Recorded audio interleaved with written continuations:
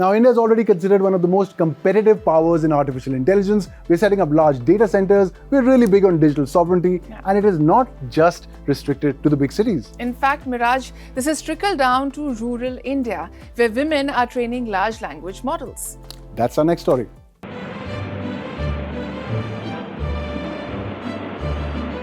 For centuries, the human experience was bound by the reach of the printed word and the crackle of the radio. We lived in a world described but rarely seen in real time. In the mid-1920s, that boundary began to dissolve, and it started not in a high-tech lab, but in a cluttered attic in Soho, London.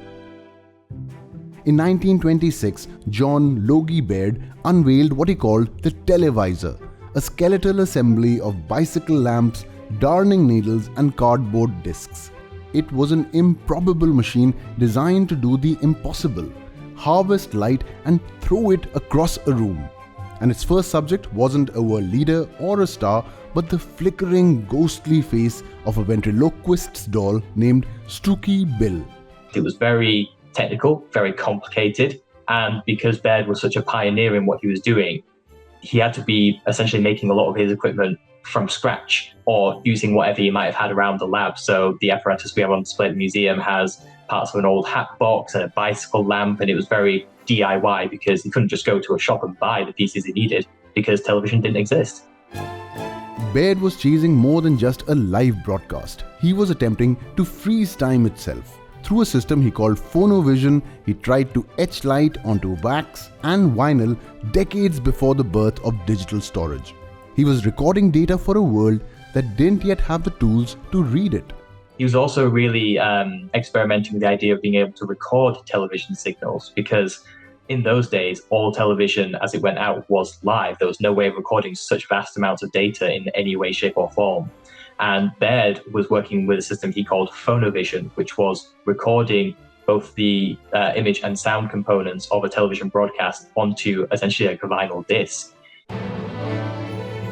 By 1936, the mechanical whir gave way to the silent hum of the cathode ray tube. It was the 1953 coronation of Queen Elizabeth II that was the first global event of the electronic age, which really established the television in popular culture.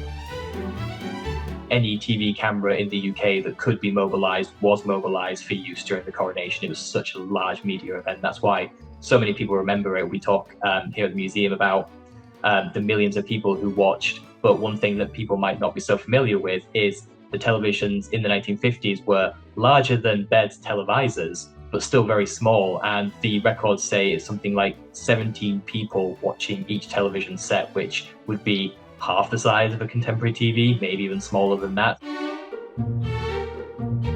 As television expanded, its technology transformed rapidly. Black and white images evolved into color broadcasts. Local transmission towers gave way to international satellite networks that connected continents. Manufacturers refined designs, making television sets more practical, more affordable, and accessible to households worldwide. Broadcasting itself evolved. New formats emerged, from documentaries and cultural programming to live sports and breaking news. Television moved beyond novelty and became a central pillar of daily life and shared global experience. Today, television exists far beyond traditional screens. Digital platforms, streaming services, and mobile devices carry live images across the planet in seconds. In this modern global digital news ecosystem, international broadcasters such as WION represent the contemporary phase of television, delivering real-time news, analysis, and on-ground reporting to audiences worldwide across both broadcast and digital platforms. Viewing habits continue to change and technology continues to evolve, but the core idea remains unchanged. In an era of streaming and mobile dominance, the urgent need to deliver the on-ground reality to a worldwide audience. Whether it's a satellite uplink from a conflict zone or a 5G stream to a smartphone, we are still essentially doing what Baird did in that Soho attic, capturing a moment in time and sending it across the void. Baird could not have foretold the specific hardware that exists today, but he understood the impulse. As we look back from the centenary of the televisor, we see that what was a scientific novelty has become our primary window into the shared human experience. The machine has changed, but the mission to see, to show, and to know remains constant.